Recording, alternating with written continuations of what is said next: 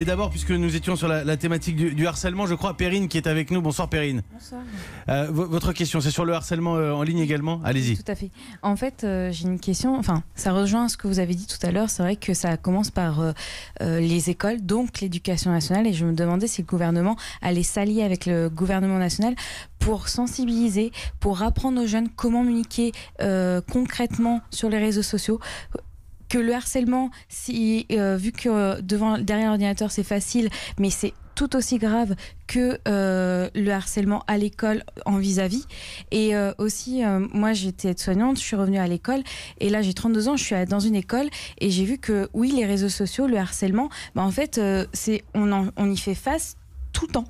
On peut être adulte, on peut être dans des milieux hospitaliers et autres, et on y fait toujours face en fait. Et je me disais, c'est les enfants à l'école, mais vu que les réseaux sociaux, il n'y a pas très longtemps, on n'a pas de marche en arrière, je me dis c'est aussi les parents. En fait, les parents de notre génération, je connais beaucoup, et moi-même je suis parent, et en fait c'est aussi sensibiliser nous, les parents de 30 ans, 40 ans, 50 ans, à tout ça pour que on montre l'exemple à nos jeunes, que oui, insulter par exemple, comme vous disiez, le jeune chanteur, c'est aussi nous, comment on réagit sur les réseaux sociaux pour montrer l'exemple à nos plus jeunes.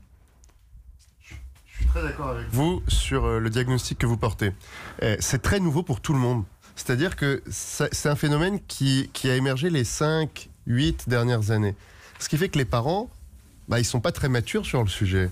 Les professeurs ne sont pas très matures sur le sujet. Les grands-parents ne sont pas très matures sur le sujet. On découvre tous ensemble le sujet en même temps.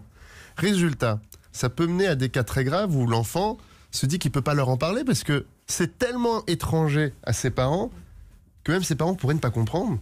De quoi tu me parles? Un groupe dans Facebook où il y a des gens qui ont fait une photo de toi. Quelle photo de toi? C'est quoi cette histoire? C'est très dur d'expliquer.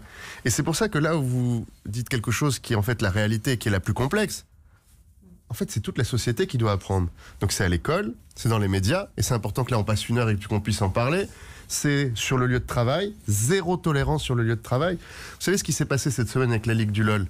Il y en a qui ont été mis à pied, certains ont été licenciés, parce que pénalement, on ne pourra pas les poursuivre à cause de la prescription, parce que ça fait trop longtemps qu'ils ont commis leurs actes.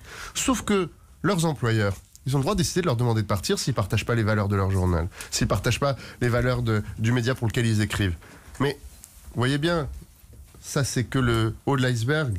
Partout dans la société, ça existe. Ceux-là, on les a trouvés parce qu'ils étaient ils avaient une influence énorme. Donc on les a chopés au bout de 10 ans seulement. Hein, au bout de 10 ans seulement. Mais ils avaient abîmé la vie de plusieurs centaines de personnes. Et on découvre par la suite que d'autres phénomènes similaires existent, comme cette école de journalisme de Grenoble. C'était un mot, je ne connaissais pas.